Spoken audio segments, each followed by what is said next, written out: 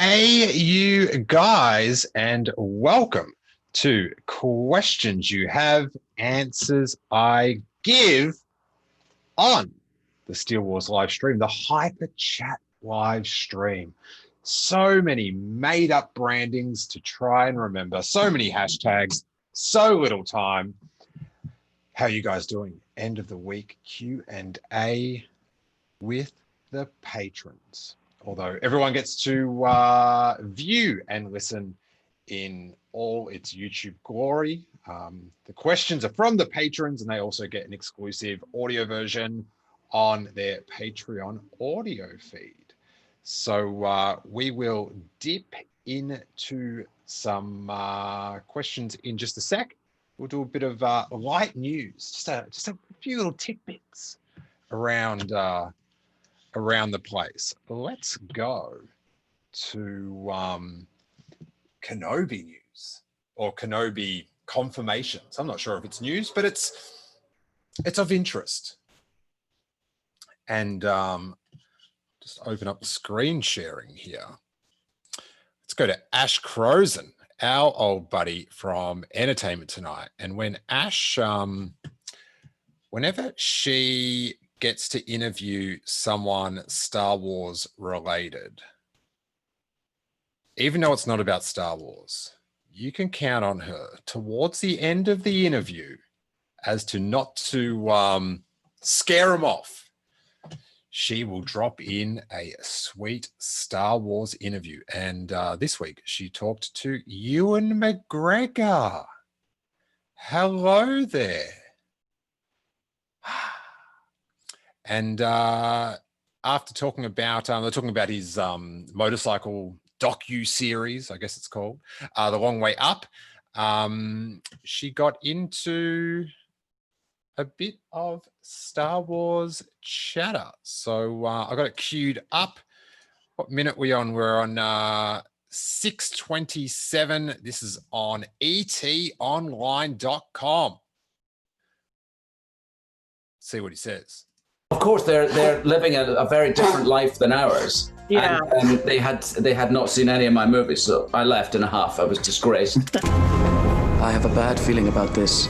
Are you gearing up to shoot? What's the deal? Yeah, very soon. And the spring next year we start, so I'm really excited about it. I mean, I'm super excited about it. It's going to be great, I think. Gosh, I can't wait. So that's supposed to be one season. Now that you're like gearing up, are you like, maybe I would want to do two? There's no talk of two. I mean, it's a pretty much, as I understand it, a standalone season. But we'll see. Who knows? I'm jazzed about that. Well, you guys had said that you saw this journey as a 3-parter. So that is Ash. Get in the inside world. Getting the inside word from Ewan McGregor. Spring 2021 filming will start, and it's a standalone limited series. So how many episodes is it? 4, 6? But something cool to look forward to, which is very good. I don't know, was there some sort of buzz that they were going to film this year or something? Well, that has been disproven, whether it was originally going to be or if it's another one of those COVID bumps. Everything now is running late. This podcast is running late due to that. Let's see what else is in the Star Wars. I always like checking what's at the top of Google for Star Wars. So let's see what is going on. Why am I pushing that wrong thing? Let's get this up. So at the top, God, StarWars.com, they do a good job at keeping at the top of the Google rankings. High Republic 1 preview. Let's check that out. So Kristen Baver again. Padawan faces the Jedi trials in Marvel Star Wars The High Republic 1 exclusive preview. StarWars.com presents a first look at the ongoing series with insights from writer Kevin Scott to take fans back to the prime of the Jedi Order. We got any cool pictures here? Love the the three Jedis on this High Republic Marvel comic. You've got like a Bosk Jedi, and then you've got a person of color, black lady with the hair shaved over style that those sisters had as well. That's like the Rachel in the Rachel haircut in Star Wars Galaxy. There's a timely television reference. And then the blonde-haired lady who always reminds me of like Teela from He-Man. So there's a few little uncolored comic art here, which is really cool. Oh my God, the Bosk Jedi is going crazy. I know it's a Trandoshan as well. That Bosk it's funnier. It's always funny to call a species by one of the names, like Baby Yoda. All right, so check that out at starwars.com. What else is in the news? There was I want to check out these. Strong with the Force on Hypebeast. Woof, trendy. Strong with the Force. This Adidas Star Wars Ultra Boost Yoda is. All right, let's check this out. They had photos of, I know on Sleemo, she was posting pictures of more of these sneakers. Ooh, so if you're watching this on the YouTube, I've got the Ultra Boost. It's given a Yoda, and it's got this nice green, fluoro green accent, which is kind of cool. That's not bad. That's a pretty good use of the license. I've seen Adidas, the Star Wars shoes, have done some terrible things and some cool stuff like that. And those shoes, actually, I think they're actually going to be super hard to get. But the normal Ultra Boosts, very, very comfortable. What else is on Google? Empire's been talking to Ewan McGregor as well. Star Wars actor Kelly Marie Tran in first trailer for Monsterland on Hulu. More Ewan McGregor. Mandalorian. Disney World to reopen Star Wars lightsaber workshop. Oof. And then it breaks into some Rey stuff. So that's our little quick news roundup for the day. And just a little podcast in the chat says that's exciting about the Kenobi stuff. So that's cool. If you are a patron and you are watching live or can schedule to do it next Friday, on the Patreon, there is a link and a code if you want to zoom in and ask a question live on video, or you can just do it on Zoom without the video on if you don't want to, you want to not have your face shown, which is fine. If you want to pull a horse on me.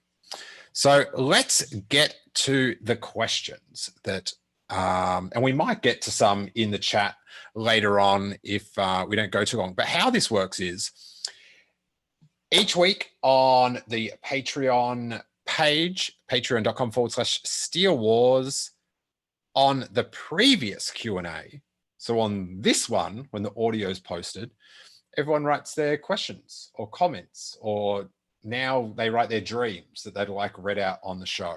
But you can put in anything. You can put out things you want me to check out, links and stuff, because we can show it on the video feed and all that good stuff. So you can throw in shout outs for your podcast, for your blog, for your TikTok.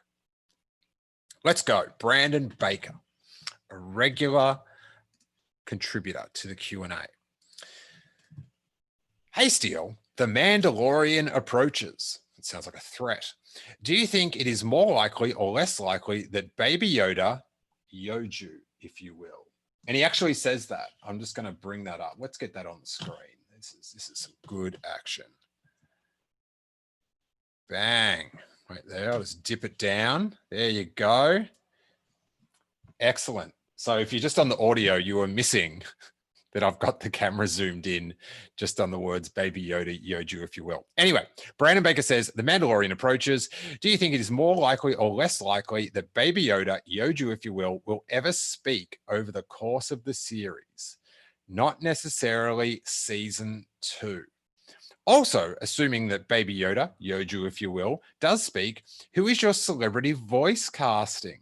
Ah, interesting. My fan casting is to get Mark Hamill to voice, but I think there would be some very good symmetry, poetry, rhyming to cast Eric Jacobson, who took over voicing Grover from Frank Oz. First up, fan casting, Mark Hamill doing the voice of Baby Yoju. You know, maybe, you know, Vin Diesel style with Groot. I love it. I love it a lot. Obviously, he's a acclaimed voice actor. He's got quite a range. He could do a voice drama of the behind the scenes of Star Wars. He could do Lucas's voice, Carrie's voice, Harrison's voice. He could do Mark Hamill's voice. He's very good at that. But that would be really cool if he just, you know, over the the next couple of series, if he talks a little more, that fits in with what's happening in my life, that's for sure. And to get Hamill to voice, I'd love it. I would love for him to have more warm experiences in Star Wars. I know the sequel trilogy with what happens, you know, with one of his best friends during it, losing her, and so I'd be up for it because I think that might make a nice little bow, little happy ending for Mark Hamill and Star Wars.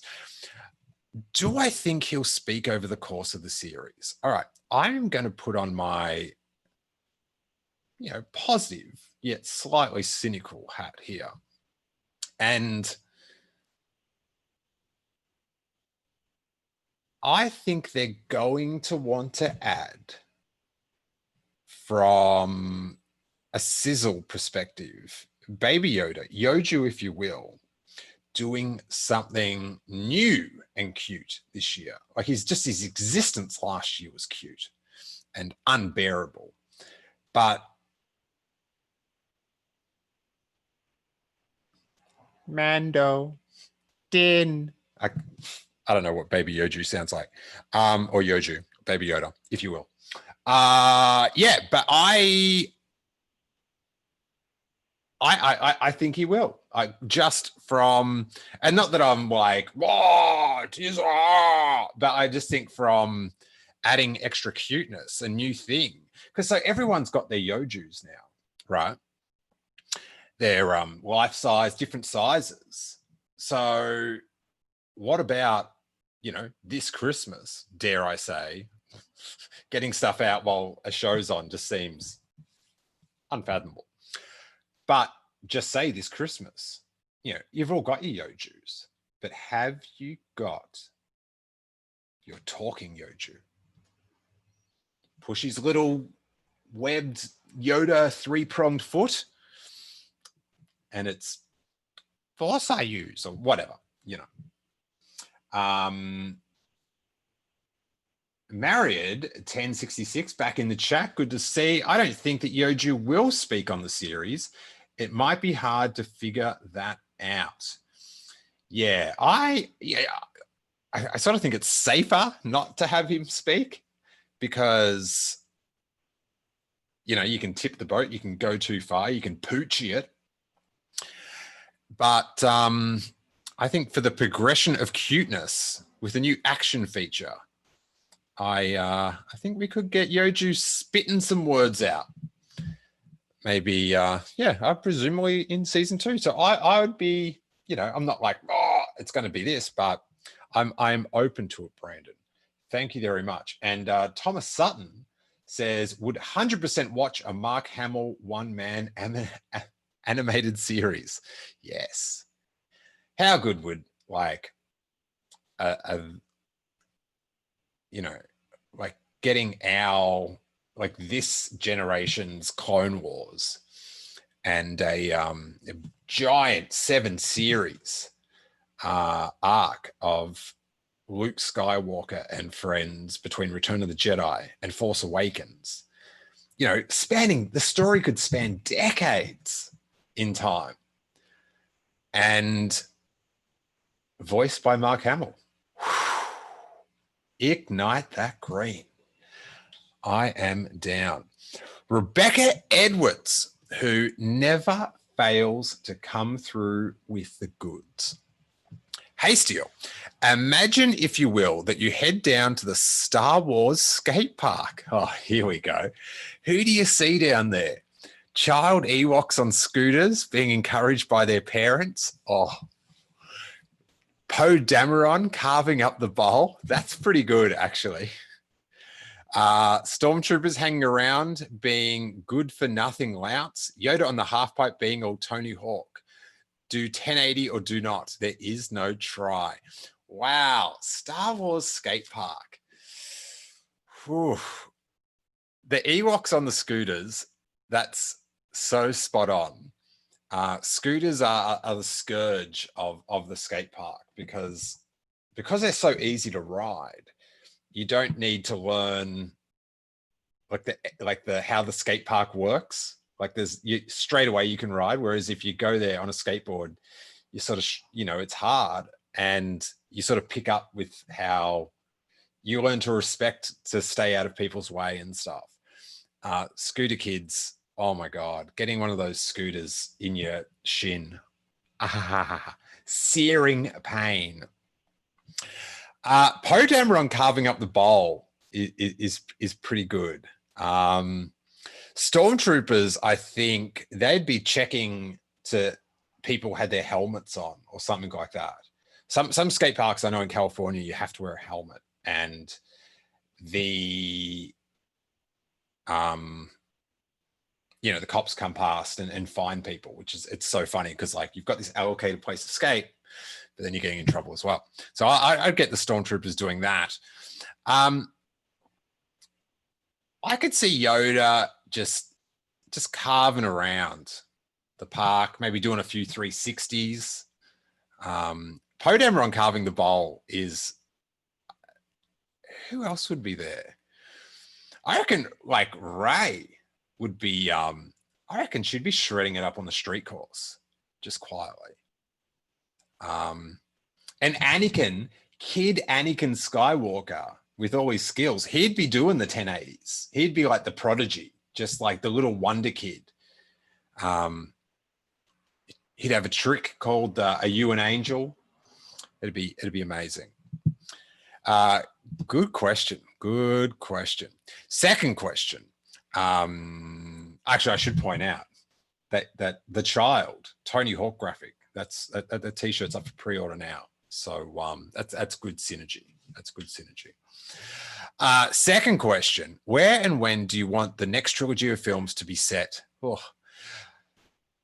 This question. For me, I would either like to see the story of the first lightsaber, how it led to the light and dark sides being born, or something set hundreds of years after the Skywalker 9 films, where people completely misunderstand history and the bad guys are rising up again, fighting something like a virus. Oh, actually, that's a terrible idea that would never happen in real life. Your ideas, please. Hooroo, Rebecca in Perth. But it's also in bed because it's late. Good night, everyone. Good night, Rebecca. She should be still in bed now, actually, if I do my time check correctly. I don't know about the story of the first lightsaber. That might be a bit too early. Like, I want to see some Jedis in action at full. I like the idea of like the Jedi, and this could be very similar to yours at on Ahch-To, what they were up to. I would be up for, I'm going on about this between Return of the Jedi, Force Awakens period. I could do the Sebastian Stan, is that his name? The Winter Soldier. I could watch him doing a trilogy of Skywalker films set between Ep 6 and 7. Probably probably the cartoon is a safer bet, though. Whatever Ryan Johnson wanted to make, we could make that, thanks. Yeah, but I would, like, I don't want to go too far back into Jedi history that seeing the first lightsaber, because I want to see some stuff in action. Do you know what I mean? That's what I'd be up for. So, like, go way back, but I don't want an origin story. Do you know what I mean? I just want to see, I want to open with a sweet saber fight. It's on. Thank you, as always, Rebecca.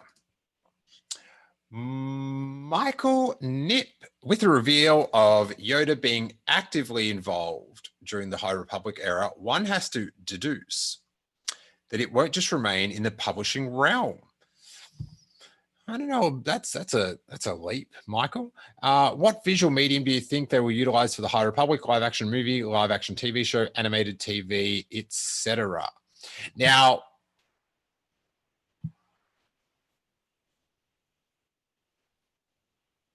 I don't know. Maybe you're referring to what I'm referring to last week, and that was like they were so excited about this new Yoda that looks pretty similar to Yoda in Revenge of the Sith. As on one of the episodes last week, I think we showed Nick put up this funny comparison. Lumberjack Nick. I couldn't remember his nickname. And you know, the two Yodas look very similar. So I don't think Yoda, maybe I'm just reading it wrong. I don't think Yoda being in the book defines, or being in the comic defines it's going to go into live action or cartoon or whatever. But I think how much they were gushing about it does. And I think cartoon is the most likely way to do that. I think they want to invest the TV shows in sort of TV, in movie spin-offs. That's what we can sort of gather at the moment. So I feel like the cartoon is the best bet and quicker to market as well. So that would be good. That would be good. Thank you, Michael. As always, Thomas Sutton. Hey, Steele. How's things, buddy? Thanks for the recent tidal wave of content. Oh, yeah. Thank you for noticing. My question is this: what is your favorite R2-D2 eating it moment? For me, you can't top the original slow toppling over, followed by a huge clunk of him being abducted by Jawas in episode 4. That is a good give. I do have to say that. And a question for the listeners: has anyone ever And a question for listeners: has anyone else found themselves using podcast influence phrases in their daily lives? I've started using the word buddy thanks to countless hours spent listening to Steele and Hawes, as evidenced by the start of this message. All right, thanks again. All the best. I use no buys when I don't like something, because one of my favorite professional wrestling journalists, Brian Alvarez, says that when he doesn't like something, because things, you know, all the wrestling was on pay-per-view, you know, before streaming got started, and they'd measure how successful it was with how many people bought it, how many buys they got. So he'd say, you know, something would happen and go, that's no buys, no buy. You get no buys for that. So I really like that, because I love Brian Alvarez, Wrestling Observer Radio. If wrestling is your thing, I rarely watch it, but I love listening to the news about it, and the way they analyze it is fascinating. Marriott 1066 in the chat says, I definitely use podcast phrases. It bugs my family. It bugs Jackie as well, because I always use wrestling podcast phrases, because they've got some good slang. They have got some good slang. Oh, but my favorite R2-D2 eating it moment, that Jawa one is pretty good. I remember as a youth It upset me how unfair it was that they were treating him like this. I might go for, though, Revenge of the Sith, when he just goes "Rah!" and just goes caning into that wall on General Grievous's ship. That is, what was that ship called? The Malevolence? Anyone in the chat? I don't know. I know the planet was called Coruscant that they crashed into. Oh my God, I should point out, we did the suicide awareness fundraiser yesterday with Corey and everyone on Kessel Run Transmissions. So check that out. And also, I think Corey put up a little like 20-minute clip of people talking about, you know, if you're in that situation, if your friend's in that situation, you know, some resources and some ideas how that can help you out. Some support there. So make sure you check that out. And I remember that because we did trivia on it as well. So if you want to watch the long, I think it's like 4 hours, and there's like, you know, Alex from Star Wars Explained, Laura from Force Toast. There's the Paralysis were in there. There's Noah. There was tons. There was Corey's friend Ross, who normally is just a Clone Wars clone trooper toy, and he was there. Charlie from the UK was there as well. So that was super fun. Check that out. But we did Star Wars trivia, and oh my stars, I get competitive. The ones, if I don't know it, I don't care. But if I know it or once knew it and I don't get in on time, there's some good facials. There's some good facials. But yeah, R2-D2 eating at moment, I would go that one on Revenge of the Sith. That is pretty sweet. Brandon Baker again, which is fine. Have these up all week. He's got quite the question coming up. Hey, Steele, I was listening to the Hyperchat and the discussion of planning out the whole trilogy versus going in without a plan. I love your analogy of Harry playing with the toy and the other kid putting it back where it was. I should crop that out and post that up because that was... it baffles me how wise I am sometimes.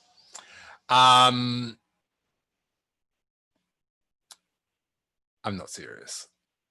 Anyway, it got me thinking about improv comedy versus sketch comedy. Both can be great. One is seat of your pants storytelling, building off your scene partner's contribution. The other is honed and practiced, perfected till it's ready for an audience. I'm an improviser. I'm biased, but I think there was absolutely the potential for the sequel trilogy to successfully execute the trilogy improvisationally, where each movie contributed to the overall story without knowing what came next. I'm not trying to say that Star Wars should be Christopher Guest style thing. Not yet. Anyway, the issue I see is a fundamental miss for good improv. I like where you're going with this. Everything your scene partner does has to be true. When JJ and Terrio made Rey a Palpatine, they denied what was established in The Last Jedi. Rey is a nobody from nowhere. JJ and Terrio blocked, that's an improv term, Rian Johnson's offer. They put the toy right back at where it was, regardless of where Rian Johnson, Harry, left it. However, did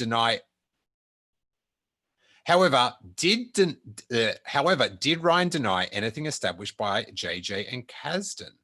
Maybe. All right, so you've got a question adding to that, but let's talk about this because this is good work, good, juicy commenting here.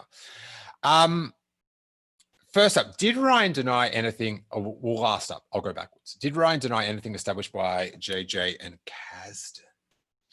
If you think there is anything in the chat, post that up. Is there any balls that Ryan dropped, in your opinion? Pardon the coffee sipping. There's one thing, and that's, it's obviously come up a lot in the last week, is, Finn and Rey coming apart for The Last Jedi. And when you think about it, The Force Awakens, it concludes with Finn back at Resistance Base in a coma and Rey on the other side of the galaxy, somewhere, on Ahch-To with Luke. So,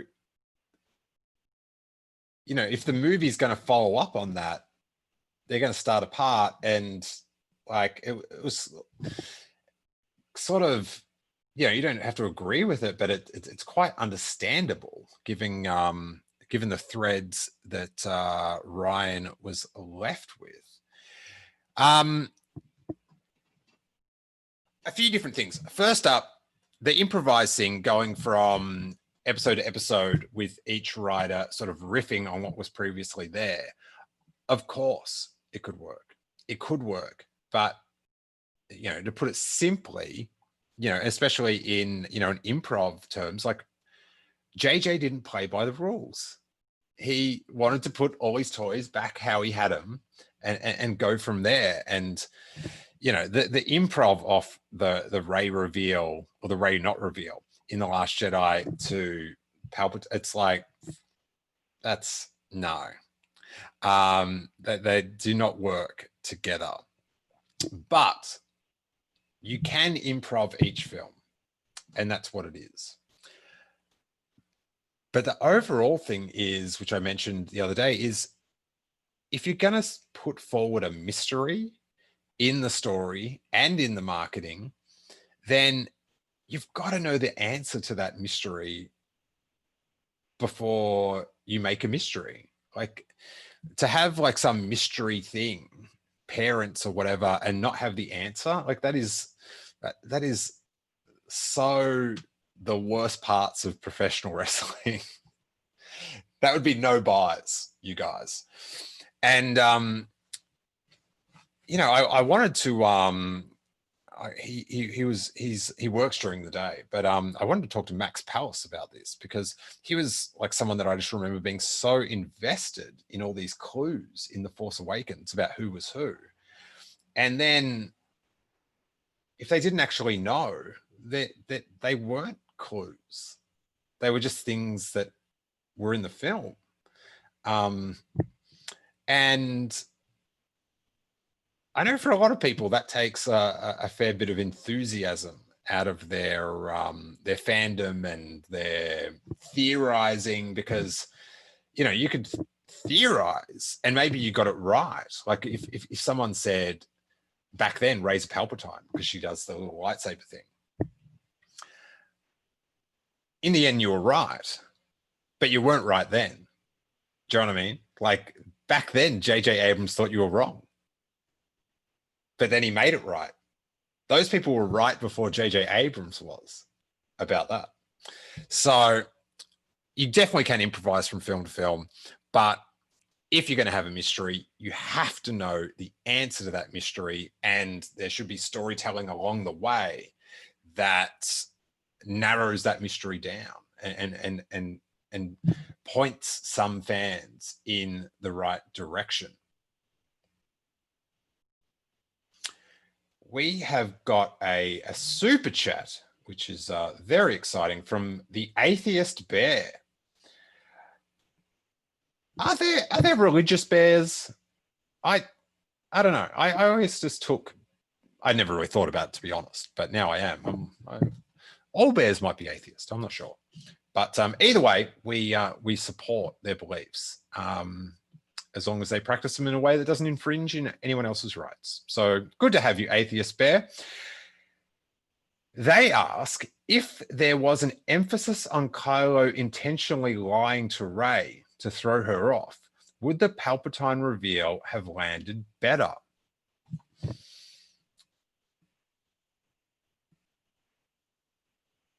Yes, it would have, but it definitely wasn't even leaning that way, AB, if I can call you that, because it's Rey that comes up with, you know, in The Last Jedi, it's Rey that realizes, like Kylo knows she's going to think it, because Kylo knows she knows as well, and she's hiding the memory or whatever. But Kylo doesn't tell her. Ray, she knows. She's just blocked it out. So yeah, it definitely. Hey, if it was going to be Palpatine the whole way along, and they worked towards it, and that's what the storytelling was built around, then that's what it was. Do you know what I mean? And you can like question whether that's good, bad, or the other, but at least it was planned, and all three movies would be in agreement, in like synced up to lead to that plan being revealed. So that's that. Excellent thoughts, Brandon. And he has a question. Do you think Rian Johnson making Rey a nobody from nowhere denied what was established in Rey's vision under Maz Kanata's castle? Specifically, young Rey screaming, "Come back," as at the sky as the ship left Jakku.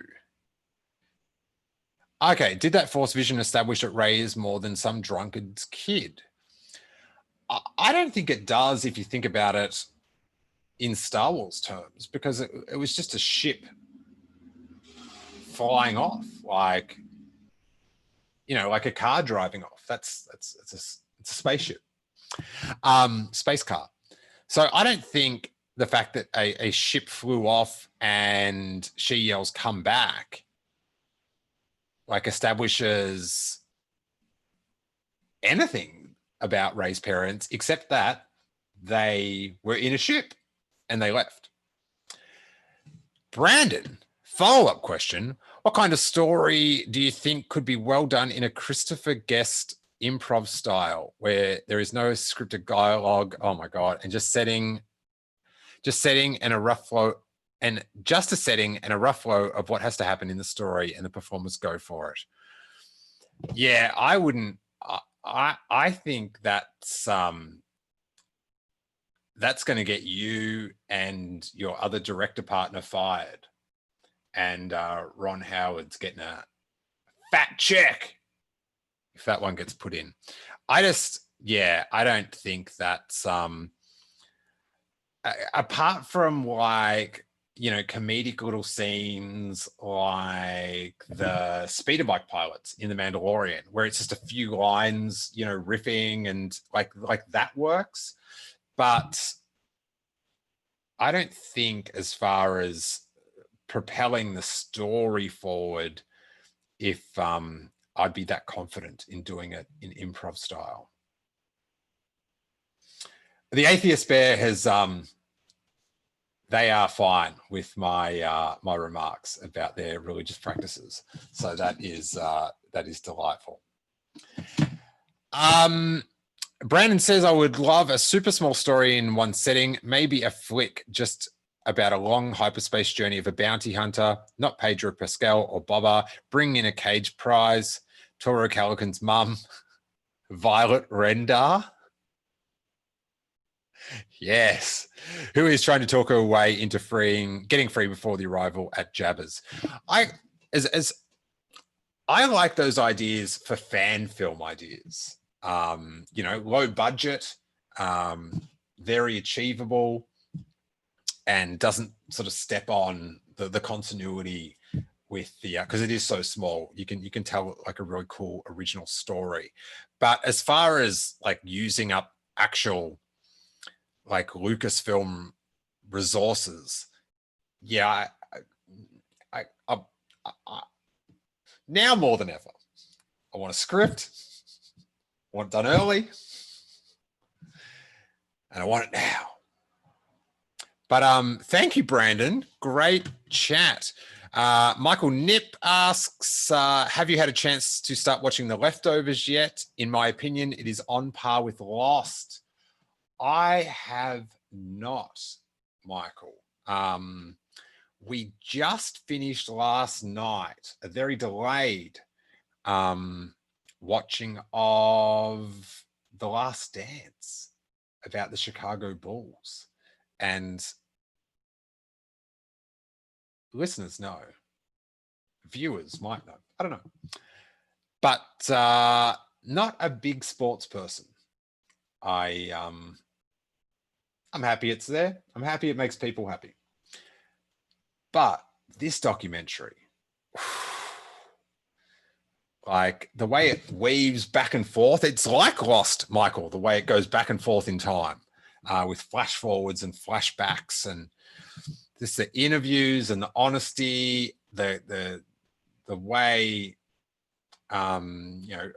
President Obama says it in the documentary that Michael Jordan changed the culture, and seeing that depicted in this, and just how driven he was and what he generated in his head to drive him. It's amazing. And I love Scottie Pippen. Oh, that guy is a champ. Yeah, so that was tremendous. And I'm currently, after watching that, 10 episodes, hour long. It's on Netflix. I think it was first maybe on ESPN or something like that. But I miss Jordan already. I miss him. Loved his interviews. It was so interesting to see the good and the bad of what drove him to be Michael Jordan. Just so good, so good. Thomas Sutton says The Last Dance was utterly gripping. You are right. Hey, I should point out, if you're a Patreon, on the Patreon page, there is a link if you want to Zoom in live and ask a question. I've got a couple more questions to do, and I'll also, if you want, take a couple in the chat if you want to lay them down. Emily Lind says, regardless of your opinion of the characters they played, which actors do you think gave the top 3 performances in all of Star Wars?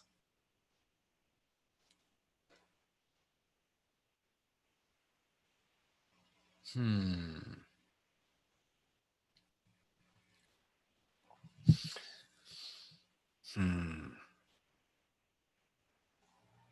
got to go Ian McDiarmid, don't you?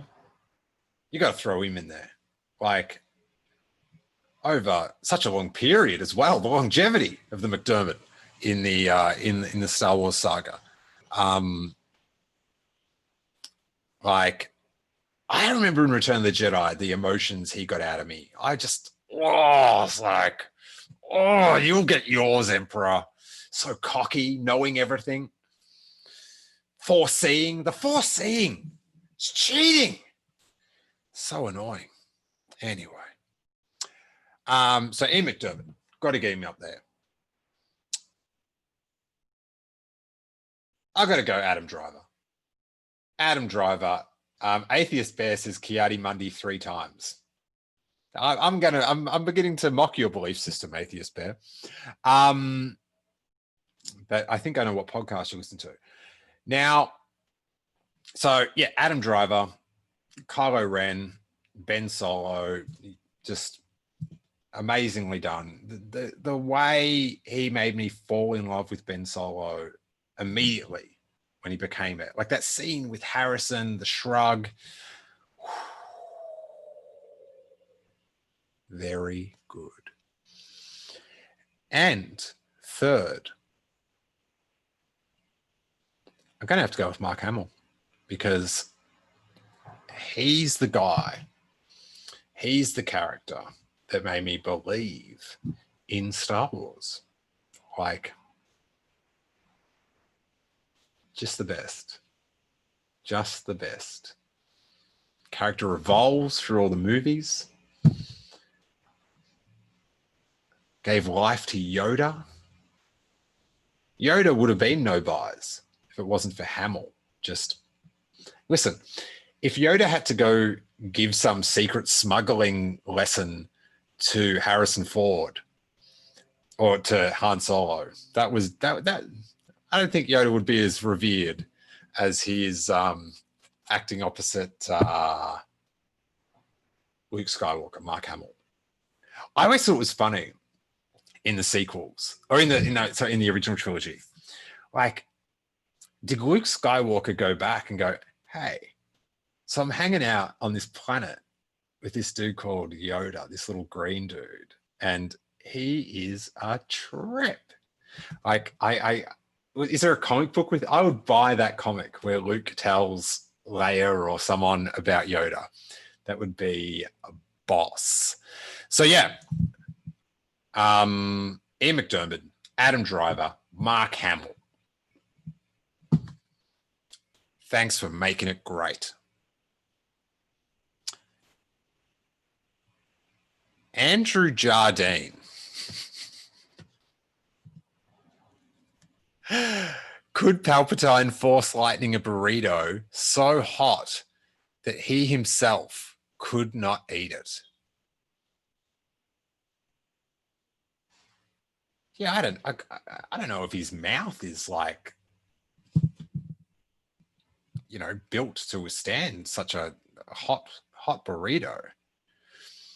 The part you have to watch for is the tomato, because that tomato can really heat up.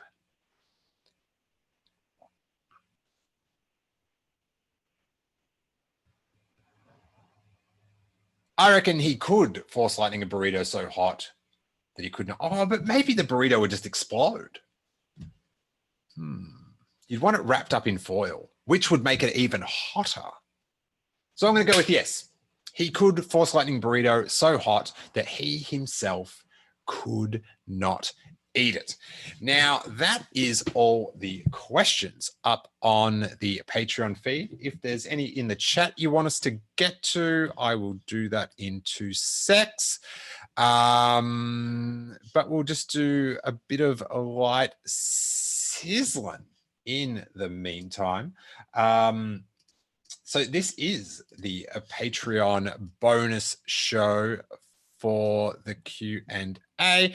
And if you're a member of the Steele Wars Patreon, at $1, you get access to all our back interview episodes, interruption-free, and all our YouTube content in audio form. At the $3 level, you get to peruse all our back episodes, over 600.